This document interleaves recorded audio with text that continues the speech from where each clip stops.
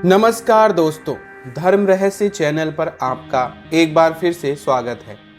आज एक ऐसा अनुभव लेंगे जिसमें विभिन्न प्रकार के अलग अलग भूतिया अनुभव एक व्यक्ति को हुए हैं और उन्हें इस संबंध में पत्र लिखकर भेजा है। तो चलिए शुरू करते हैं।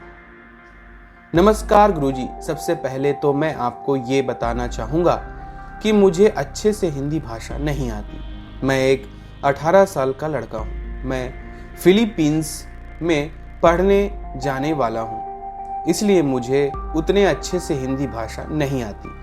तो अगर मुझसे लिखने में कोई गलती हो जाए तो माफ़ कीजिएगा। गुरुजी, मेरा नाम संस्कार है। मैं एक 18 साल का लड़का हूँ। मैं छत्तीसगढ़ के एक छोटे से गांव से आता हूँ। मुझे 2 महीने से भूतों का एहसास हो रहा है। गुरुजी, मैंने कोई साधना तो नहीं की है, तो शायद आपको मेरे अनुभव पसंद ना आए, लेकिन मैं इसके बारे में बहुत ज़्यादा चिंतित हूँ।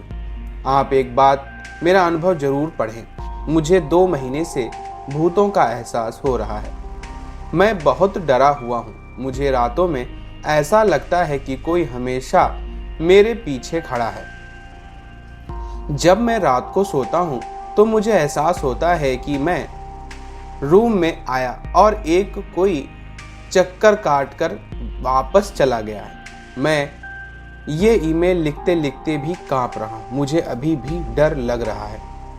मैं आपको मेरे अनुभव एक कहानी के रूप में बताने की कोशिश करता हूँ। मैं संस्कार हूँ।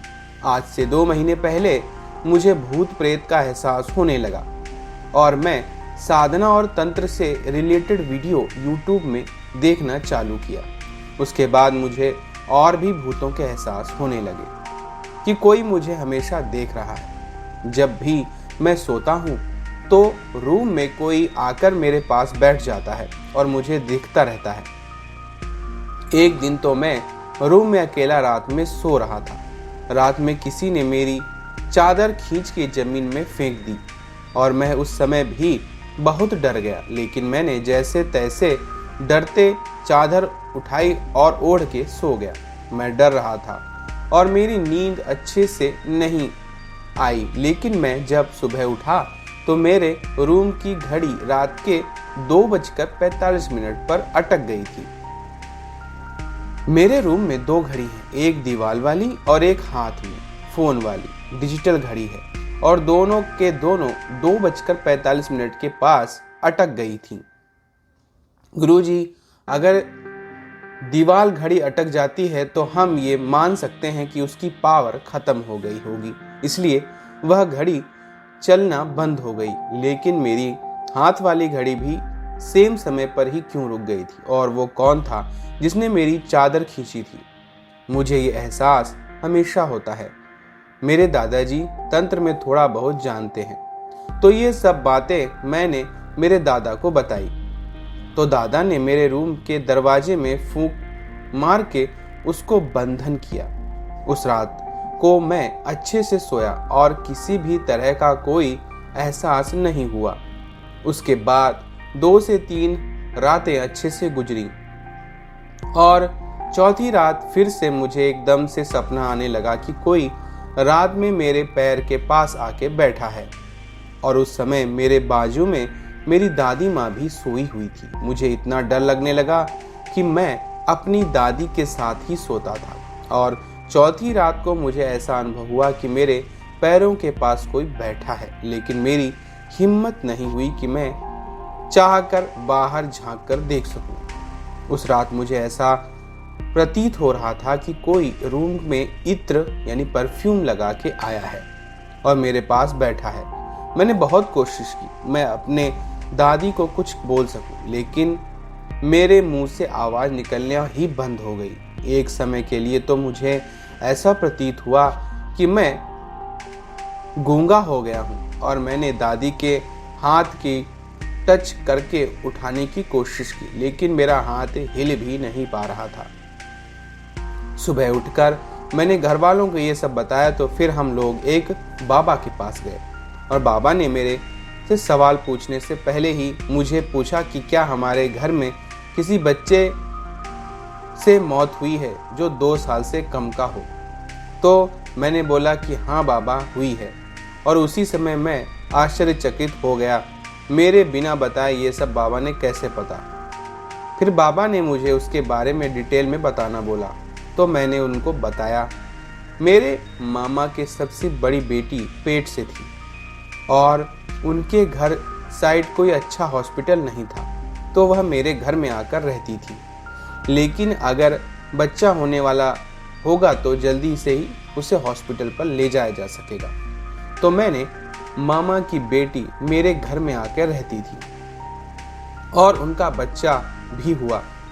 उनका बच्चा एकदम गोरा, बहुत सुंदर, और डिलीवरी के बाद वो सब हमारे घर के आगे रहने लगे।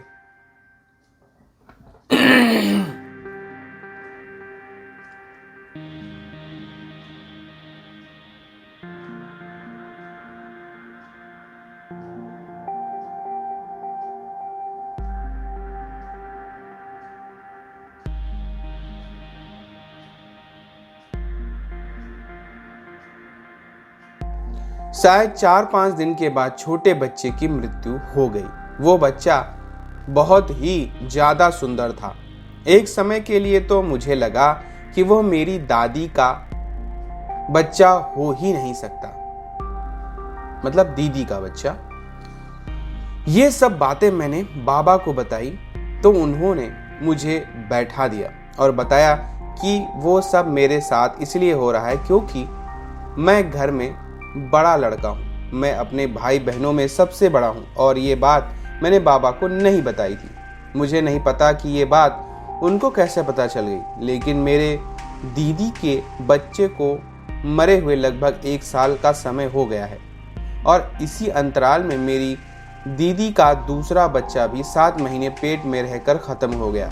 मतलब मेरी दीदी के दूसरा बच्चा मरा हुआ ही पैदा हुआ और उनके बच्चे को हमारे घर में मरे 1 साल से ज़्यादा हो गया है, लेकिन मुझे ये सब अनुभव 2 महीने से हो रहे हैं। मेरी दीदी ने भी मुझे कुछ ऐसा ही बताया है कि उन्हें को भी ऐसा ही लगता है कि कोई रूम में आ रहा है रात को और उनके घर के छत से ऐसी आवाज़ें आती हैं कि कोई बच्चा छत पर खेल रहा है और इधर उधर दौड़ रहा है। लेकिन मेरा अनुभव कोई छोटे बच्चे का नहीं था। मेरा अनुभव ऐसा था कि कोई शादीशुदा लेडी मेरे ऊपर आकर आंखें गड़ाए है और मेरे घर से बाहर जाना भी बंद हो गया था इसी वजह से, और मैं बहुत कमज़ोर हो गया हूँ। भूख भी नहीं लगती है मुझे। तो मेरी दीदी को ऐसे प्रतीत हुआ कि उनके घर की छत पे दौड़ रहा है। तो मेरी दीदी ने घर के ऊपर गोबर के उकले बनाकर रख दिए ताकि अगर कोई सही में उनके घर के ऊपर से दौड़ेगा तो गोबर के उपले जो हैं इधर उधर बिखर जाएंगे। और उन्होंने अपने बेडरूम में जो आटा है वहां पर उन्होंने वो बिखेर दिया था ताकि अगर कोई रूम में आएगा तो उसके पैरों के निशान भी बन जाएंगे। और उस रात भी उनको बराबर एहसास बना रहा कि कोई रूम में आया है। और सिर्फ मेरी दीदी ही नहीं, मेरे जीजू ने भी सेम यही सब कुछ बताया था। मुझे पहले तो मजाक लगा, तो हमें मस्ती मस्ती में दोनों ने अलग अलग रूम में जाकर सवाल भी पूछा और दोनों का जवाब सेम ही आता था। फिर हमको भी इन बातों का विश्वास होने लगा। लेकिन उस दिन भी उनको ऐसा ही अनुभव हुआ, कोई उनके रूम में आया है, छत में भी दौड़ रहा है, लेकिन ना तो गोबर के उपलों को कुछ हुआ, ना ही रूम में जो आता है उनमें कोई निशान आया। तो इसका मतलब क्या हुआ गुरुजी?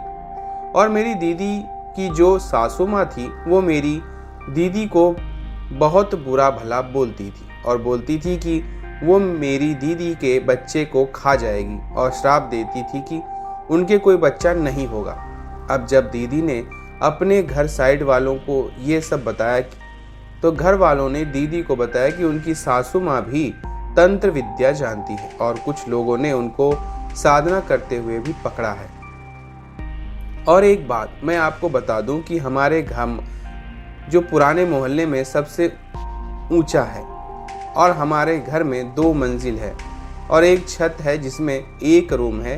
तो उस रूम के ऊपर कम से कम 7 से 8 महीने से उल्लू बैठा रहता है और वह उल्लू कम से कम 15 से 20 इंच बड़ा होगा। उसकी आंखें कम से कम 5 इंच की होंगी। मुझे पता है आपको यकीन नहीं हो रहा होगा, लेकिन मेरे गांव का बहुत से लोगों ने उस उल्लू को देखा है। तो गुरुजी, उस उल्लू को मैंने बहुत बार देखा है, क्योंकि वह हमारे घर के ऊपर बैठ के बहुत आवाज़ें करता है, जिसके कारण हम सोने में दिक्कत पैदा होती है। तो मैं उसको भगाने जाता था, क्योंकि मुझे उस समय ज़्यादा डर नहीं लगता था, क्योंकि मुझे भूत प्रेत से ज़्यादा कोई मतलब ही नहीं था। तो मैं छत के आधे रास्ते तक जाकर उसके मुंह पर टॉर्च मारता था। उसकी आंखों को देखकर मुझे डर लगता था, लेकिन फिर भी मैं टॉर्च मारता था और वह उड़ जाता था। इसके बारे में मेरे घर वालों को सब कुछ पता था। तो फिर घर के आसपास के बड़े बुजुर्गों को उससे पूछा कि ऐसा हो रहा है मेरे साथ, क्या आप लोग मुझे इसके बारे में कुछ बता सकते हैं? और कुछ लोगों ने बोला कि वो बस पंछी है, हमारा घर ऊंचा है इसलिए वो वहाँ पर बैठ जाता है। और कुछ लोगों ने बोला कि वो तो किसी का भेजना हुआ हो सकता है। तो मतलब होता है कि औरत जो तंत्र साधना जानती है आपके ऊपर तंत्र का गलत प्रयोग कर रही है। ऐसी औरतों को छत्तीसगढ़ में टोनही बोला जाता है। मुझे इसके बारे में ज़्यादा नहीं पता, क्योंकि मैं शहर में रहता था। मेरे दादा की बीएसपी में जॉब थी। तो गुरुजी, गांव के लोगों ने मुझे ये सब बताया और बहुत लोगों ने ये भी बताया कि उन सबने उनको देखा है। गुरुजी, उल्लू तो मैंने बहुत देखा है, पर वो 8 से 9 इंच ब्राउन कलर का उल्लू है। लेकिन जो हमारे घर में एक नॉर्मल उल्लू से 2 से 3 गुना वह बड़ा है, मानो कि वह कोई बहुत बड़ा हो। इसके बारे में आपका क्या मानना है गुरुजी? वह उल्लू ज़्यादातर मुझे ही दिखाई देता है और मेरे घर वालों ने कभी कभी ही उसे देखा है। ये सब चीज़ें होने लगी मेरे साथ। तो फिर मेरे दादा ने पूरे घर के चारों कोनों पर कपूर और नींबू रखकर पूरे घर का बंधन किया, लेकिन उससे ज़्यादा कोई फर्क नहीं पड़ा। और जैसा एहसास मुझे पहले होता था वो मुझे अभी भी होता है। और जो तांत्रिक बाबा थे उन्होंने बोला कि श्रृंगार का सामान एक थाली में और मिठाई और दिया और चौड़ियाँ ले जाकर खेत साइड में भी इमली और या बेर का पेड़ के पास रख दो और प्रार्थना करो कि हमारे घर से चले जाओ। अब गुरुजी, इसके बारे में मुझे कुछ नहीं पता कि बाबा ने ऐसा क्यों बोला। और बाबा ने बोला कि जो भी थाली रखने जाएगा उसको ठंडी रखने के बाद फिर दोबारा पीछे मुड़ करके नहीं देखना है, यानी कि थाली रखकर वापस आ जाना है और पीछे मुड़कर नहीं देखना है। और फिर नहा करके ही घर में आना है। उसके बाद मेरे पापा ने तुरंत ही वो सब कर दिया और उस बाबा ने मेरे पापा से एक मंत्र भी बुलवाया कि मेरे बेटे को ऐसा ऐसा एहसास हो रहा है देवी, आप अपना हिस्सा लीजिए और हमारे घर से चले जाइए, ऐसा कुछ बोल रहे थे मेरे पापा और वो बाबा। जब बाबा मेरे पापा से ये सब बोलवा रहे थे तब मुझे बाहर भेज दिया गया था, लेकिन मैं बाहर से ही उनकी बातें सुन रहा था। उसके बाद मेरे पापा बाहर आए और बाबा ने उनको एक राख दी। राख इसलिए यानी ऐश, मतलब लड़की की जली हुई चीज़ जो लकड़ी से जली हुई हो, और बोला कि राख को थाली में रख देना। अभी 1 महीने पहले से पापा ने वो थाली रख दी है, लेकिन फिर उसी रात मेरे सपने में एक भूत बहुत भयानक औरत आई जो मुझे खींच के ले जा रही थी। और मैंने बहुत कोशिश की कि मैं अपने आसपास सोए हुए लोगों को उठा सकूं और कुछ बता सकूं, लेकिन मेरे मुंह से आवाज़ तक नहीं निकल ही नहीं पा रही थी। और उस समय हम लोग सब एक ही रूम में सो रहे थे, क्योंकि घर के सभी लोग डरे हुए थे। क्योंकि सिर्फ मुझे ही नहीं, लेकिन घर के बाकी लोगों को भी यह सब का अनुभव धीरे धीरे होने लगा था। मेरे घर में किसी को रोने की आवाजें आती थी, किसी को हंसने की, किसी की पायलों की, किसी को चूड़ी की, और कभी किसी की आवाज सिसकने की आती थी। वहीं हमारे घर में एक ब्राउन नमक कलर का जो है कुत्ता था, जिसको हमने बचपन से ही पाला है। वो कुत्ता हमेशा हमारे गेट के पास एक दम से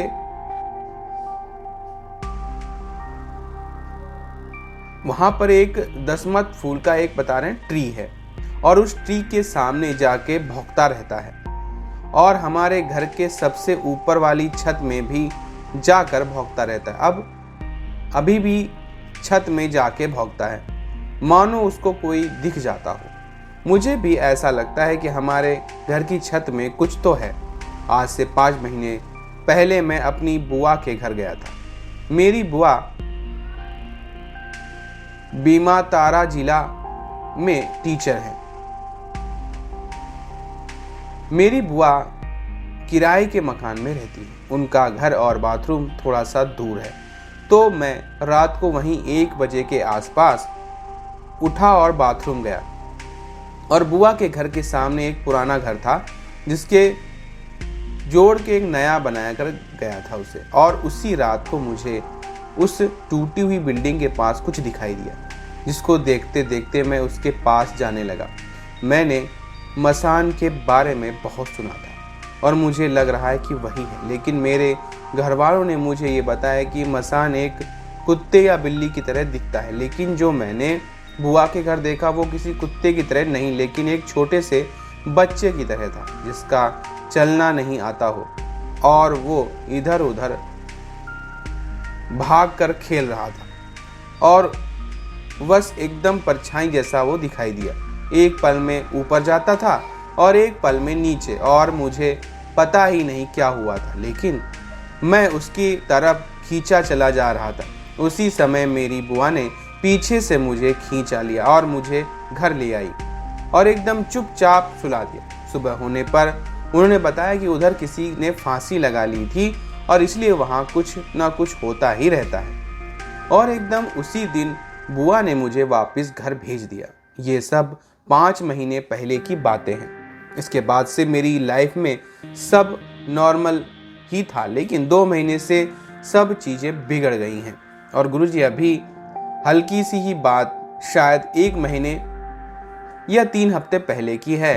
मेरी उसी बुआ को कोरोना हो गया था, तो वह अपने किराए के घर के हमारे में गांव घर आ गई, क्योंकि किराए वाले घर में कौन उनका ध्यान रखने वाला नहीं था। तो बुआ हमारे घर में आ गई, लेकिन हमारे साथ नहीं रह पाई क्योंकि उनको कोरोना था। तो घर वालों ने डिसाइड किया कि बुआ को हम सबसे ऊपर वाली छत के रूम में रख देंगे 10 दिनों के लिए, ताकि उनका क्वारंटाइन, जिसे कहते हैं होम क्वारंटाइन, कंप्लीट हो जाए। बुआ ने 4 दिन अच्छे से गुजारे और 5 दिन उनको थोड़ा डर लगने लगा 5वें दिन से, और उन्होंने हमको कॉल करके तुरंत ऊपर बुलाया और बताया कि उनको भूत ही डरावना सपना आया है। वही सेम औरत जिसके बारे में मैं घर वालों को बताता था कि कोई औरत मुझे खींच के लेके जाती है सपने में करके, वैसी ही टाइप की औरत बुआ को सपने में दिखाई दी थी। उनके सपने में 2 औरतें आई थी। एक ने लाल साड़ी पहनी थी और एक ने हरी साड़ी। हरी साड़ी वाली वहाँ सामने बैठ के देख रही थी और लाल साड़ी वाली मेरी बुआ को खींच के लेके जा रही थी।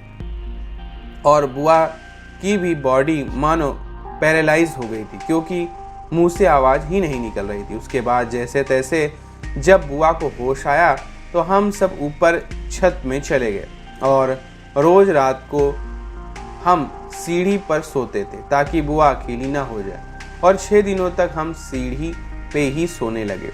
उसके बाद बुआ को कोविड टेस्ट नेगेटिव आया तो हम उन्हें नीचे लेकर आ गए। गुरुजी ये सब सिर्फ मेरे साथ ही नहीं, मेरे परिवार वालों के साथ भी हो रहा है। अब तो चूड़ी, पायल, हंसने, सिसकने, खेलने की आवाज़ें एकदम कॉमन हो गई हैं घर में। मुझे बहुत डर लग रहा है गुरुजी, मैं अभी भी कांप रहा हूँ आपको ईमेल लिखते हुए। ऐसा लग रहा है कि अभी कोई चुड़ैल मेरे सामने आ जाएगी। आप प्लीज़ कोई ऐसा मंत्र बताइए जिससे मैं अपने आप को प्रोटेक्ट कर सकूं।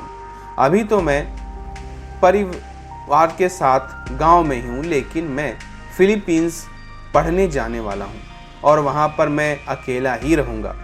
अभी तो सब मैं सेफ हूँ, लेकिन मैं फिलीपींस जाने के बाद मेरे साथ कुछ भी हो सकता है, मैं मर भी सकता हूँ। आप प्लीज़ कोई मंत्र बताइए और मेरे कुछ सवालों के जवाब भी दीजिए। उस दिन जो मैंने बुआ के किराए वाले घर में देखा वो क्या चीज़ है? मेरे रूम के दोनों गाड़ी एक ही समय पर क्यों रुक सकती है? मेरी दादी के बच्चे मेरे घर में मर गए थे, तो उससे हमारे घर में क्या फ़र्क पड़ेगा? मतलब दीदी के, और दीदी का जो अनुभव होता था उनके घर में ऊपर और रूम में कोई आता है, अगर ऐसा सामने आता है तो गोबर के ओखले वगैरह जो रखे गए हैं उनके निशान फिर क्यों नहीं आए? क्या वो उल्लू जिसके बारे में मैंने आपको बताया वो सिर्फ उल्लू ही है या कोई प्रेत है? उस दिन मेरे रूम में जिसने मेरी चादर खींची वो कौन था? उस बाबा को मेरे बारे में इतना ज़्यादा कैसे पता चला? मेरे और मेरी बुआ के सपने में लेडीज आई थी, वो कौन थी? क्या मेरे ऊपर किसी जादू को किया गया है? क्योंकि मैं बहुत सूख रहा हूँ और कमज़ोर होता जा रहा हूँ। इसके बाद मैं थोड़े महीनों में ही फिलीपींस पढ़ने के लिए जाने वाला हूँ, तो क्या मेरे साथ फिलीपींस जाने पर ये सब नॉर्मल हो जाएगा? प्लीज़ गुरुजी, मैं बहुत ही डरा हुआ हूँ, मुझे ठीक से लिखना भी नहीं आता। अगर कोई गलती हुई हो तो माफ़ करिएगा। मेरे साथ बहुत सारे अजीब अजीब घटनाएं हुई हैं और मैं तंत्र की ओर खिंचा जा रहा हूँ। मैं एक हफ्ते से दिन भर आपकी वीडियोस देखता हूँ और बाकी साधना वाली वीडियो भी देखता हूँ, इस होप में कि मुझे कोई अच्छी सी प्रोटेक्शन वाली मंत्र मिल जाए। मेरी और मेरे परिवार की कहानी आपको पेश की है। मैंने ये सब स्टेप बाय स्टेप तो नहीं लिखा है, लेकिन जो भी मेरे और मेरे परिवार वालों के साथ हो रहा है उसके बारे में मैंने आपको सारी चीज़ें बताने का प्रयास किया है। प्लीज़ आप कोई समाधान बताइए। अगर आप मेरी वीडियो YouTube पर डालने की कृपा करके तो समाधान के साथ ही वीडियो डालें और मेरा नाम कृपया करके वीडियो में ना बताएं। धन्यवाद गुरुजी। मुझे आशा है कि आप अपने वीडियो में मेरी पूरी कहानी मेरे साथ सवालों के जवाब देंगे, और आपको ऐसा कुछ लगता है तो मुझे जानने की ज़रूरत है तो आप कृपया कर मेरे वीडियो के माध्यम से मुझे बताइए। छत्तीसगढ़ से।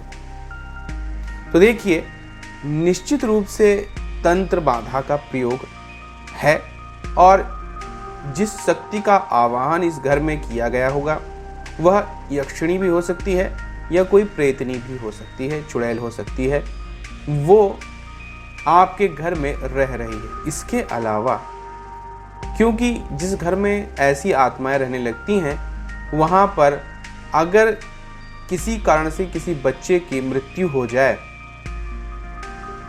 तो वह भी उस घर में निवास करने लगता है। तो मसान के रूप में छोटे बच्चे की आत्माएं उस घर में निवास करने लग गई। यानी एक हो गई यक्षिणी या चुड़ैल की या प्रेतनी की कोई आत्मा जिसको आवाहन करके पहले बुलाया गया होगा, क्योंकि वहां पर निश्चित रूप से जो ये उल्लू बैठता है इसका मूल बात वही है, क्योंकि ऐसी चीज़ों को उल्लू बड़े आराम से देख सकते हैं और ये उनके एक प्रकार से वाहन भी होते हैं। मुझे लगता है किसी ने धन प्राप्ति के लिए प्रयोग किया गया होगा और उस प्रयोग में ऐसी शक्ति को आवाहन कर दिया गया और उसके बाद फिर उसको न संभाल पाने की वजह से वह उस घर में सदैव के लिए वास करने लगी। अब चूंकि उसे कुछ प्राप्त नहीं हुआ तो जब वहां पर छोटे बच्चों के रूप में उसे और शक्ति बढ़ाने का अवसर मिला तो 2 बच्चों की जो मृत्यु हुई वो बच्चे मरकर मसान स्वरूप को धारण कर लिए। इसी वजह से आपको जो चीजें दिखाई दे रही हैं वो हो रही हैं, यानी वो औरत, उसके साथ उसकी शक्तियां और मसान यानी छोटे बच्चे की आत्मा। इसी वजह से घड़ी रुकी, इसी वजह से बच्चे का दिखाई पड़ना आपको नजर आता है। रही बात की जो गोबर के उपले और आटा बिछाया गया था, ये सब मनुष्यों के लिए है। मनुष्य जब चल के जाएगा तो उसके पैर के निशान बनेंगे। आत्माएं जो हवा में चलती हैं वो उनके पैरों के निशान भला क्यों बनेंगे?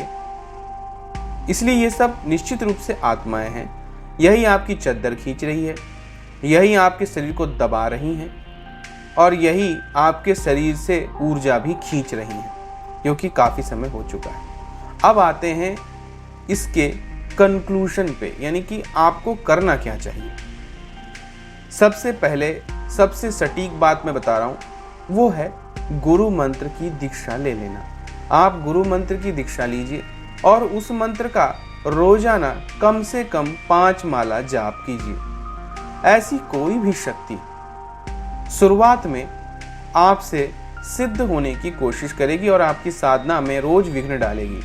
इसीलिए गुरु मंत्र से अच्छा और कोई विकल्प नहीं है, क्योंकि जो आप रोज नहीं जाप करोगे तो वो शक्ति आपको वो चीज़ करने नहीं देगी। लेकिन जब कोई कार्य रोज किया जाता है तो फिर वो आदत में आ जाता है और इतनी बड़ी ऊर्जा है तो ऐसी कोई भी शक्तियाँ आपके सामने से हट जाएंगी और नष्ट होने लगेंगी। फिलहाल आपके ऊपर आपकी प्रोटेक्शन के लिए सर्वोत्तम कार्य वह करेगी। इसके अलावा अगर आपके मन से डर भी निकालना है तो उसके लिए जब गुरु मंत्र आप ले लेंगे तो मैं आपको माँ दुर्गा के 32 नामों के पाठ की भी सलाह दूंगा। लेकिन गुरु मंत्र का कम से कम तब तक आपका 1 लाख मंत्र जाप अवश्य कर लीजिए, तभी उसको करिएगा, तभी उसका डबल फायदा आपको मिलेगा। जब माता के 32 नामों का पाठ आप शुरू करेंगे तो आप स्वयं देखेंगे कि सामने से आपको भूत दिखाई देगा, सामने से चुड़ैल आपके नजर आ जाएगी, आपके ऊपर आके आप बैठ जाए तो भी आपको मन में डर लगेगा ही नहीं। एक ऐसा जैसे छोटा बच्चा आकर गोदी में बैठ जाता है, आदमी डरता नहीं है। तो ये जो मन का भय है वो समाप्त करने के लिए वह मंत्र काम करेगा और प्रोटेक्शन आपको गुरु मंत्र सबसे उत्तम देगा। और अगर परिवार के सभी लोग गुरु मंत्र ले लें तो रोज मंत्रों के जाप से वहां कैसी भी बुरी शक्ति स्थापित है वो सदैव के लिए नष्ट हो जाएगी। फिर अगर बात करें कि उस शक्ति को हमेशा के लिए वहां से हटाना है और साथ में मसान शक्तियों को भी वहां से हटाना है, तो उसी घर में नवरात्रि में श्री दुर्गा सप्तशती का पाठ कीजिए और उसके बाद हवन करते हुए आप उस हवन में नींबू काट करके डाल दीजिए।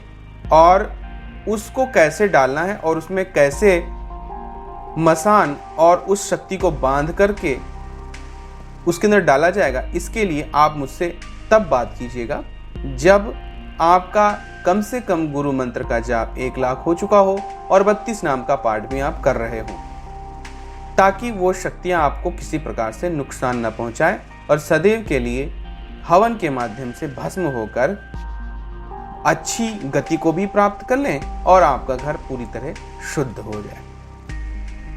तो सबसे पहली बात जो निकल के इसमें आती है, चाहे आप फिलीपींस जाइए चाहे कहीं जाइए, आपको हर चीज दिखती ही रहेगी जब तक आप गुरु मंत्र का जाप स्वयं करना शुरू नहीं करेंगे। और फिर आप 32 नामों का पाठ कीजिएगा ताकि डर जो होता है, क्योंकि डर दिमाग से उपजता है और दिमाग के आपको प्रोटेक्शन केवल माता का 32 नाम देगा, जो इतना आपके अंदर उत्साह और बल प्रदान करेगा कि आप डरना छोड़ देंगे और कोई शक्ति आपका कुछ नहीं बिगाड़ पाएगी, वह गुरु मंत्र के माध्यम से। तो सबसे पहले आप मुझसे गुरु मंत्र प्राप्त कीजिए। उसके लिए आप मेरे हर वीडियो में डिस्क्रिप्शन बॉक्स में लिंक होता है इंस्टा मोजो का गुरु दीक्षा का, और आप गुरु दीक्षा वहाँ से गुरु दीक्षा वाले वीडियो को डाउनलोड कीजिए, खरीद लीजिए और उसमें बताए गए तरीके से दीक्षा लीजिए। अब उस मंत्र का आपको हमेशा जाप करना है पूरी जिंदगी। इसके अलावा क्या क्या नियमावली वगैरह है, उसके लिए आप मेरी वेबसाइट www.dharmrahasya.com में जाकर वहाँ पे गुरु दीक्षा का जो पेज है उसको पूरा पढ़ लीजिए ताकि आपको ये आसानी से समझ में आ जाए। तो इस आपकी पूरी समस्या का समाधान इस तरह से हो जाएगा, निश्चित रूप से हो जाएगा, इसमें तनिक भी संदेह नहीं है। तो सीधी सी बात मैं आपको ये बताऊं, गुरु मंत्र की दीक्षा लीजिए, उसके बाद माँ के 32 नामों का पाठ कीजिए और उसके बाद नवरात्रि के समय में आपको दुर्गा सप्तशती का पाठ कर लेने के बाद में हवन करना होगा। हवन का तरीका मैं बताऊंगा और फिर हमेशा के लिए वो शक्तियां भस्म हो जाएंगी। तो ये था आज का इनका अनुभव। अगर आपको पसंद आया है तो लाइक करें, शेयर करें, सब्सक्राइब करें। आपका दिन मंगलमय हो। धन्यवाद।